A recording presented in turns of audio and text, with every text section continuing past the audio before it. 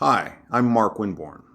The editors of JAP have asked me to create a short video about what makes a good clinical journal article and to speak about why I write. I'll preface my comments by saying it took me a while to find my voice as an analytic writer. It was 12 years after I graduated from analytic training that I first published.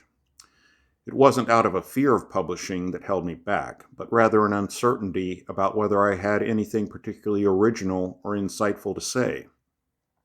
In retrospect, I think it takes many people 5 to 10 years after the completion of analytic training to come into their own as an analyst, to develop a more nuanced sense of how they work and what is transformative in analysis. During those first years as newly graduated analysts, we are often still working through our attachments to theories, founding figures, supervisors, and analysts. I've come to realize that I write for several reasons. The first is to understand something I'm encountering in my consulting room.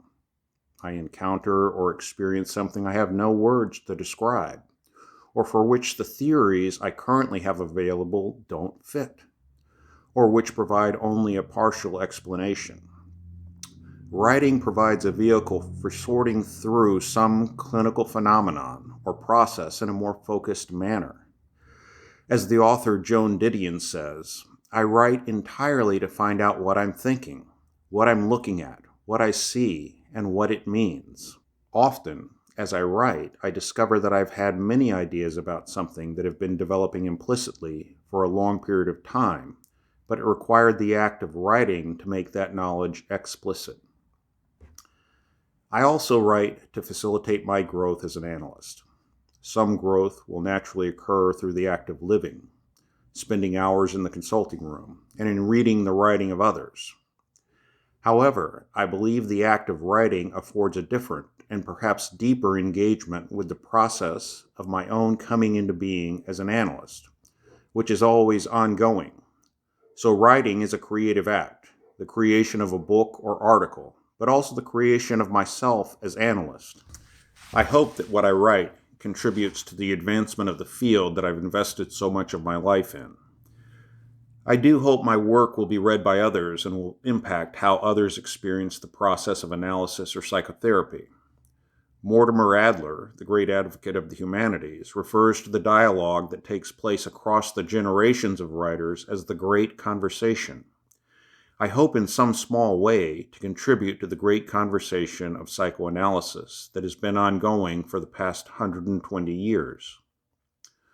For me, a good clinical article is one that says something new, something original, or provides a new perspective on a familiar clinical phenomenon.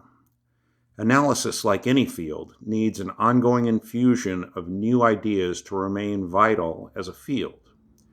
It also needs to communicate in a way that brings something alive in the reader.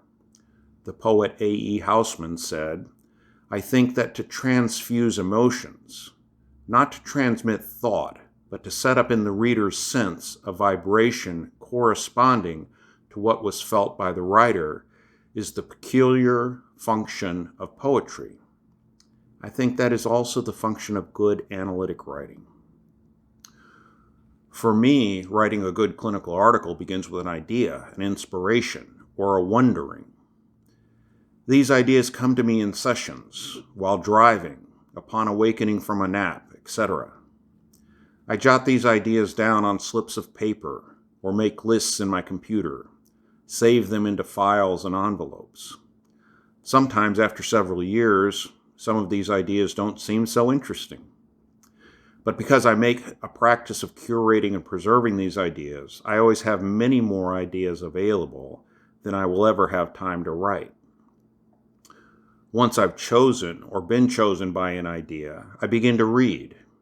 The novelist Henry Miller has said, behind every great writer is a great reader. This applies to the analyst as well, I think. I want to know what others have said about this topic, or about topics similar to mine. I often find that my main ideas, the ones that I'll ultimately write about, come to the forefront by reading what others have said. Reading facilitates the development of my own thoughts, highlighting what has not been said before, or developing a new approach to the central theme. Usually, by the time I'm finished reading, I've already finished the general outline for the paper I'll write. This, for me, is the participation in the great conversation that Mortimer Adler refers to. Thank you.